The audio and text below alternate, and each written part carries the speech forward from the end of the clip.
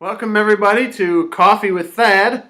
And Dan. All right, man. It's great to be back, Dan. It is. It is so much fun. Yeah. And I see we're finally drinking coffee. Yes, we are. You saw us making it in the video, so Yes. proud we're both finally got coffee in our Yes. hands. No tea, no air. I was afraid that the viewers actually thought that I didn't like coffee or something crazy. And I Right. want to go on record and say that I've fasted food and coffee has always been harder. So That's right. Yep. Man. Coffee's good for you. Yep. Well, this week we want to take a minute and just talk about vision. The Bible talks a lot about vision, and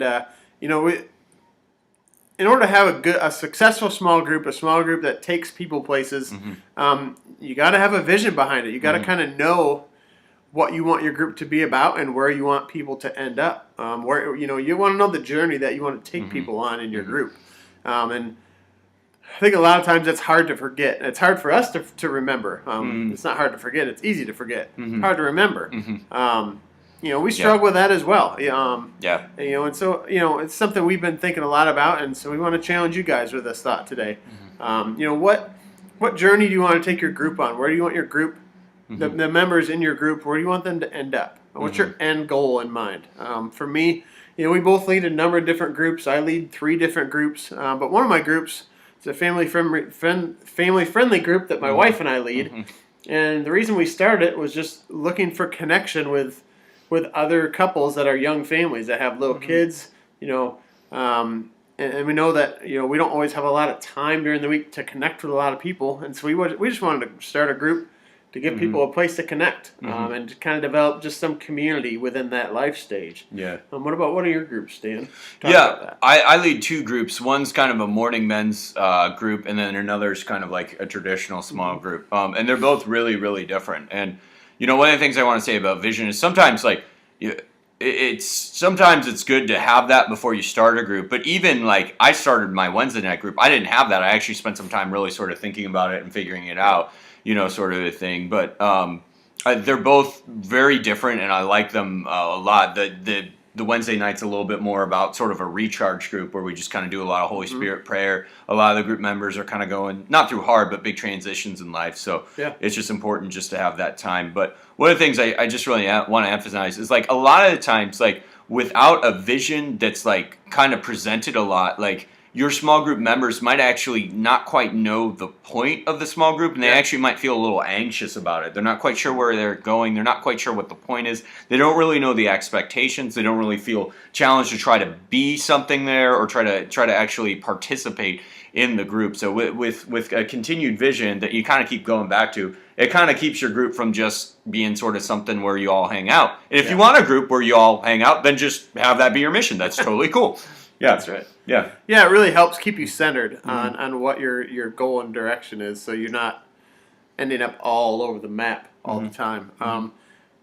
For me, a lot of times thinking about vision, that words, I get caught up on that word sometimes. So one thing that really helps me to think about what my vision is to think about my why. Why am I involved in a small group? Yeah. Why am I leading this particular small group? What do I want to see come out of it? And so if I can focus on my why and remind myself of that why, that really kind of helps me instead of using that word vision. So I think whatever word works for you is fine, but just we want you to take some time this week and think about that. What's the vision you have for your small group? What's the why behind your small group? Take some time and pray about that. And then when you feel like you get some clarity on that, write that down on a piece of paper or write it on a sticky note or on a whiteboard or something. And just carry that with you and just put it in a place where you'll remember that from time to time. Just to keep you focused on the purpose and the intent and the why behind your group. Because that'll really help you stay on whatever path God's given you for your group. It really kind of helps you stay centered on that. It really help you achieve what it is, whatever your goal is for your group. And there's a variety of things. We talk about this in small group leader training. It's really whatever makes your heart beat is what we want you to do. There's complete freedom. Each group's going to mimic the personality of its leader, and that's okay. We like that. We like that diversity in our system. Absolutely.